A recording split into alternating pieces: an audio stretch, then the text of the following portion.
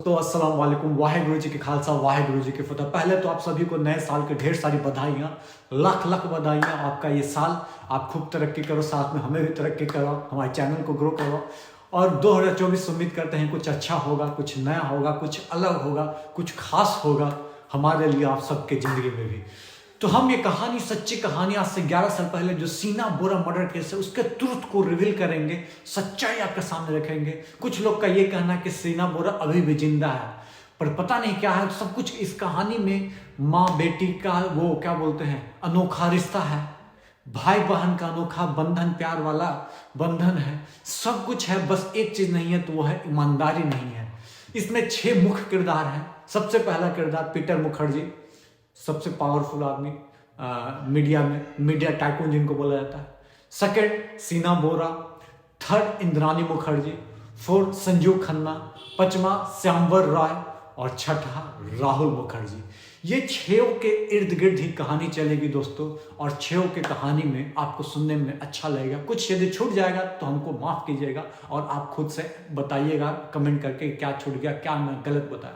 तो चलिए हम शुरू करते हैं इंद्रानी मुखर्जी से, जो इसके मुख्य भूमिका में जो है, जिन पर आरोप लगा अपनी बेटी उर्फ को कभी उनको बहन बताती, तो अपनी बहन या बेटी के मर्डर को लेकर। दरअसल इंद्रानी का जन्म 1972 गुवाहाटी में हुआ।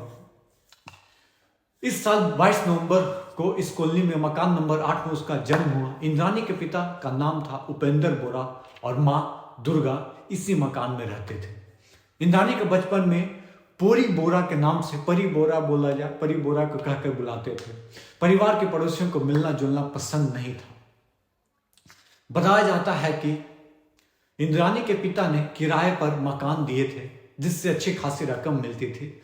इंद्रानी के पढ़ने के लिए गुवाहाटी में सेंट मैरीज स्कूल भेजा गया। इंद्रानी पढ़ने में बहुत अच्छी, बहुत ब्रिलियंट थी, बहुत ही शानदार थी। उसने 10वीं में 80% अंक लाए थे, जहाँ 80% बहुत ही शानदार माना जाता है। दरअसल वहीं पे मुलाकात होती है सिद्धार्थ दास से। जी हाँ, मैं बताता हूँ इंद्रानी और सिद्धार्थ दास के रिलेशन के बारे में। 10वीं के बाद इंद्रानी ने गुवाहाटी के कॉटन कॉलेज में दाखिला लिया, लेकिन बीच में इंटरमीडिएट की पढ़ाई छोड़कर शिलोंग में लेडी किन कॉलेज चली गई।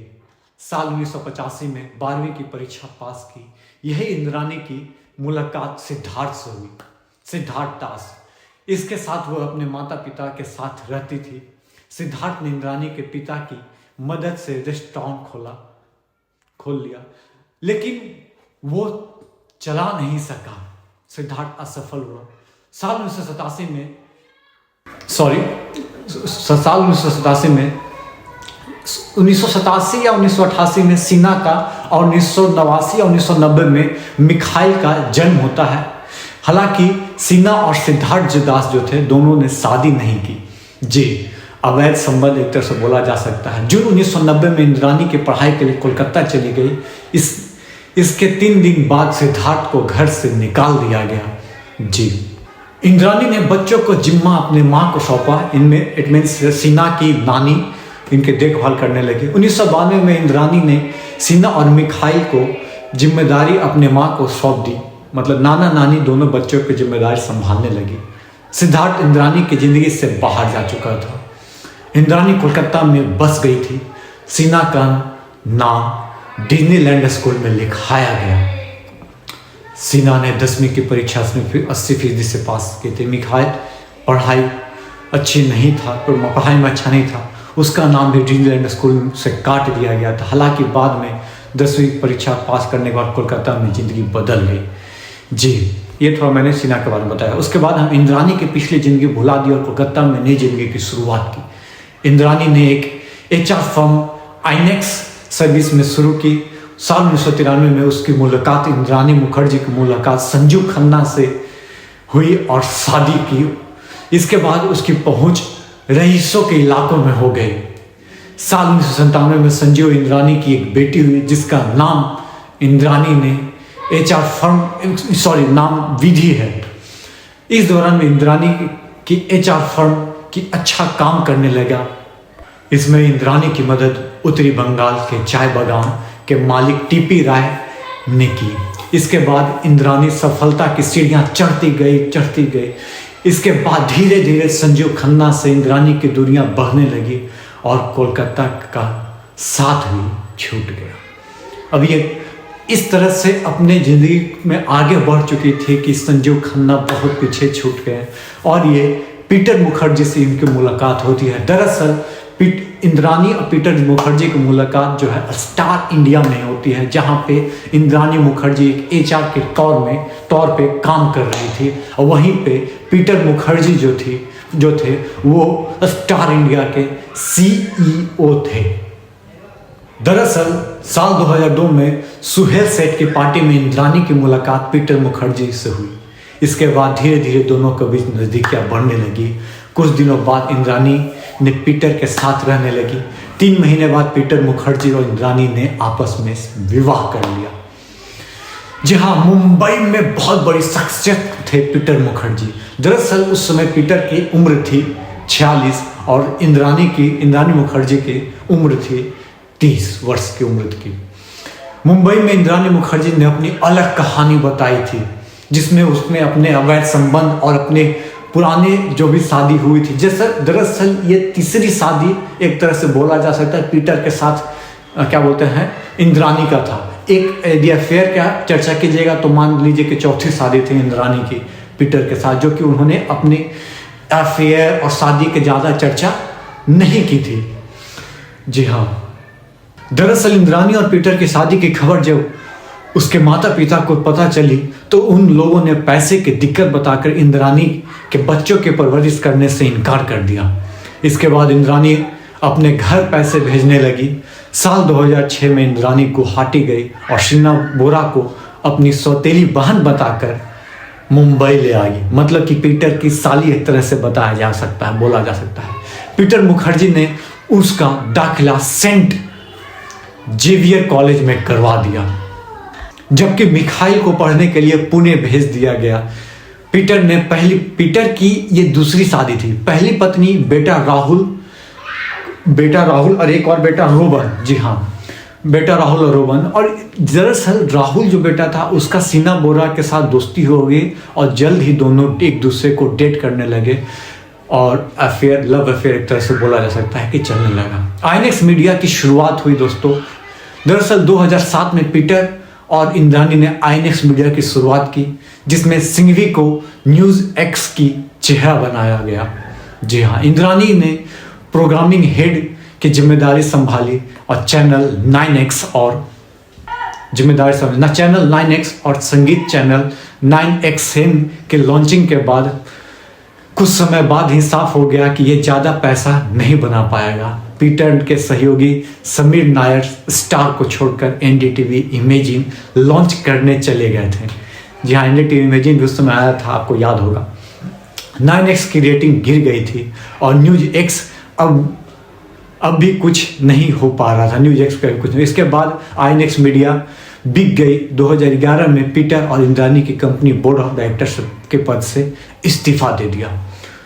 कैसे, दरअसल ये कहानी हो गई थोड़ा सा डाउनफॉल की, कैसे राइज हुई, कैसे डाउनफॉल हुई। शीना बोरा का था कि जल्द से जल्द हमको अचीव, कुछ भी बड़ा चीज़ किसी तरह जल्द से जल्द अचीव कर लेना है। तो दरअसल राहुल और ये इन दोनों का शीना बोरा का इंद्रानी को जल्द से जल्द अचीव करना था।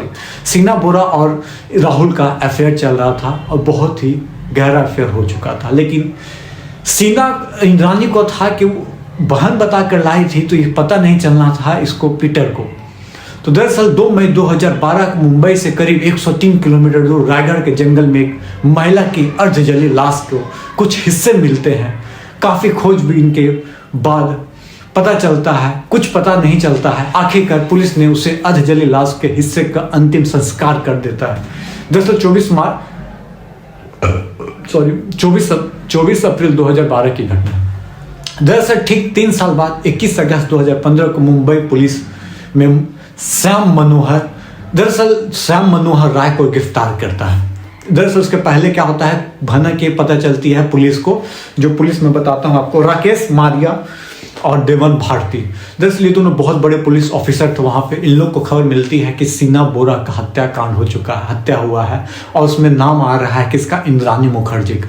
तो इंद्रानी मुखर्जी को पकड़ना है, तो प्रकरण इतनी बड़ी बिजनेस टाइकून है कि वाइफ है, तो ऐसे तो हाथ आप नहीं लगा सकते हो, तो कुछ सबूत होना मांगता। तो उसी के बीच में खूब तफ्तीश किया जाता है। तो उसके बीच में ये जो आपका श्यामबर राय को गिरफ्तार किया जाता है। जहाँ श्यामबर राय को गिरफ्तार किया जाता है, उसे अवैध रूप से बंदूक रखने के इल्जाम में गिरफ्तार किया जाता है और उसको बताया जाता है कि देखो संजय दत्त को ये हो गया आर्म्स एक्ट के तहत और ये हो गया, तो तुम्हें क्या होगा जो तुम बच नहीं सकते हो। तो वो अपनी कहानी फिर पूरा बताना शुरू कर देता है, जो कि 3 साल पहले काम किया करता था इंद्रानी मुखर्जी के घर पे। दरअसल बताता ये है कि उस दिन सीना बोरा, इंद्रानी मुखर्जी और संजीव खन्ना और ड्राइवर चारों मिलकर रायगढ़ की तरफ बढ़ते हैं और सीना बोरा को उसी समय गला दबाकर मार दिया जाता है और उसके जंगल में जाकर मतलब जला दिया जाता है और दफन कर दिया जाता है। कुछ इस तरह की घटना हो। जब ये बताता है तो फिर भी लोगों को विश्वास करना इतना आसान थोड़ा ना, भाई झूठ भी हो सकता है, कुछ भी हो सकता है। तो उसके बाद क्या होता है कि इस बंदे को श्यामबर राय को लेकर जाया जाता है जिस जगह पे वो इसको जलाया था और दफनाया था। तो राय के खुलासे के बाद जब मुंबई पुलिस तफ्तीश शुरू करती तो पता चलता है कि रायगढ़ के जंगल में मई 2012 में अप्रैल मई में सच में एक महिला की अधजली लाश के हिस्से मिले। राय की बताई गई जगह पर जब खुदाई की गई तो वहां लाश के कुछ हिस्से बरामद हुए। राय के बताए कि कुछ समय पहले इस इंद्रानी मुखर्जी का ड्राइवर था, वही 3 साल पहले ही सब कुछ मतलब कि उगल देता है अपने हिसाब से। दरअसल सीना बोरा को इंद्रानी मुखर्जी बुलाती है कुछ काम के लिए, कुछ प्रॉपर्टी, शायद कुछ प्रॉपर्टी का लोचा था उसके लिए, और बुलाती है तो ये बांद्रा से उठाती है, उसको लेके जाती है 103 किलोमीटर, वही 103 मतलब 70-80 किलोमीटर के बीच में इसका मर्डर किया जाता है चलते हुए गाड़ी में। और दरअसल राहुल के साथ इस समय ब्रेकअप की खबरें आ चुकी थी और राहुल लेकिन फिर भी खोजता है कि कहाँ है सीना का, पता नहीं है। लेकिन यहीं पे बताया जाता है कि इंद्रानी मुखर्जी बताती है सबको कि दरअसल वो अमेरिका गई है हायर स्टडी के लिए, बाहर पढ़ने के लिए। लेकिन इस पे बीच में शक होता है राहुल को, और फिर भी लेकिन मतलब कि कुछ चीज़ अता पता करने के बाद उसको कुछ खबर नहीं लगती है। दरअसल 3 साल तक कुछ अता पता नहीं चलता है और किसी ने मिसिंग रिपोर्ट भी नहीं लगाई होती है कि भाई हमारी बेटी गायब है या ये गायब है या बहन गायब है। और दरअसल बेटी बताने की वजह ये थी कि वो अपनी प्रीवियस लाइफ को सबसे छुपा के रखना चाह रही थी, आपको क्या बोलते हैं, इंद्रानी मुखर्जी। ये बहुत हाई प्रोफाइल केस हुआ। तो जब ये वहाँ से लाश मिली तब जाके ये जो हमारे राकेश मारिया साहब, देवन भारती साहब जो है हाथ डालते हैं सीना बोरा को और गिरफ्तार कर लिया जाता है। और जब पीटर मुखर्जी को गिरफ्तार किया जाता है तो पीटर मुखर्जी साहब बोलते हैं ये तो मेरे को पता है नहीं कि भाई साहब ये जो सीना बोरा है इनकी बहन ना, इनकी बेटी है। ये और शॉकिंग न्यूज कि पहले जो एफआईआर लिखा गया था कि बहन की हत्या की इंद्रानी मुखर्जी ने अपनी बहन सीना बोरा की हत्या की, ये एफआईआर में। उसके बाद पता चलता नहीं ये बहन नहीं, ये तो बेटी है। Oh yes, you hear that right, mother killed her own daughter. This is the shocking relevation sent to the shock wave throughout the nation. पूरे भारत में ये एकदम गजब लेवल पे एकदम फैल जाता है। इस तरह की आदमी सब शौक में सुन रह जाते हैं ये कहानी सुनकर। हालांकि 2022 में शायद इंद्रानी मुखर्जी को बेल मिलता है, लेकिन उनका अभी कहना है कि सीना बोरा जो अभी भी जिंदा है। इस बात में कितनी सच्चाई है ये तो आने वाला सच्चाई मतलब वो तो पता चलेगा बाद में, आने वाला समय बताएगा। लेकिन ये थी but what could have probably driven the mother committed a heinous act? Well, it turns out that Sheena was dating someone whom भाई बहन, सौतेला भाई बहन का रिश्ता था। थोड़ा सा ये भी इन लोग बचाना चाह रहे थे कि नहीं ऐसा कुछ ना हो। तो ये थी दोस्तों सीना बोरा, इंद्रानी मुखर्जी, पीटर मुखर्जी और बिजनेस टाइकून जो स्टार इंडिया को सबसे बड़ा स्टार बनाने में जो हाथ था, उनको उनके कहानी रसमय कहानी बोला जा सकता है, जिसने अपनी बेटी का हत्या की। आपको क्या लगता है इसमें फॉल्ट क्या था और इसमें कुछ छूट रहा होगा तो प्लीज़ हमारे चैनल को बताइएगा, कमेंट करके बता दीजिएगा कि ये गलत बोला आपने ये गलत, ये मिस कर गया, आपने ये चीज़ छोड़ दिया। प्लीज़ कमेंट बॉक्स को कमेंट, हम भी इंसान है भाई, गलतियाँ सबसे होती है, हमसे भी होगी।